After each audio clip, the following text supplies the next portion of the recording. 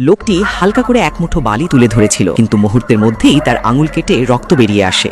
স্পষ্টতই এই গ্রহের বালির কঠোরতা হীরার সমান। সাধারণ জুতো আধা মিনিটও টিকতে পারত না, সঙ্গে সঙ্গে ঘষে ছিঁড়ে যেত। তাই নারীটি বাধ্য হয়ে বিশেষ ধরনের মহাকাশ বুট পরে নেয়। এরপর দুজন আবার ভেঙে পড়া মহাকাশযান খুঁজতে রওনা হয়। যাত্রার আগে লোকটি তার প্রিয় পোষা প্রাণীটাকেও সঙ্গে নিতে ভুলল না, কিন্তু কয়েক কদম যেতেই তারা স্টিল ফ্ল্যান দলের এক সহযোদ্ধার মুখোমুখি হয়। লোকটি তার কাছ থেকে কিছু রসদ নেবার কথা ভাবছিল। হঠাৎ করেই নারীটি অদ্ভুতভাবে তার হাতটা টেনে নেয়। এই দৃশ্য দেখে কিয়াং দা সম্পূর্ণ হতভম্ব হয়ে যায়। এই মুহূর্তে তাদের কাছে কোনো প্রাথমিক চিকিৎসার সরঞ্জাম ছিল না, আর আশপাশের পরিবেশ সম্পর্কেও তারা কিছুই জানত না। এভাবে চললে খুব শিগগিরই সেই সহযোদ্ধার প্রাণ শেষ হয়ে যাবে। তারা যখন ভাবছিল তাকে ফেলে দেবে কিনা, ঠিক তখনই দূরে শুরু হয় ভয়ঙ্কর এক হীরার বালিঝড়। পরিস্থিতি বুঝে কিয়াং দা সঙ্গে সঙ্গে সহযোদ্ধাকে পিঠে তুলে দৌড় দেয়। শেষ মুহূর্তে তারা একটি গুহায় আশ্রয় নিতে সক্ষম হয়। এভাবেই অল্পের জন্য প্রাণে বেঁচে যায় সবাই।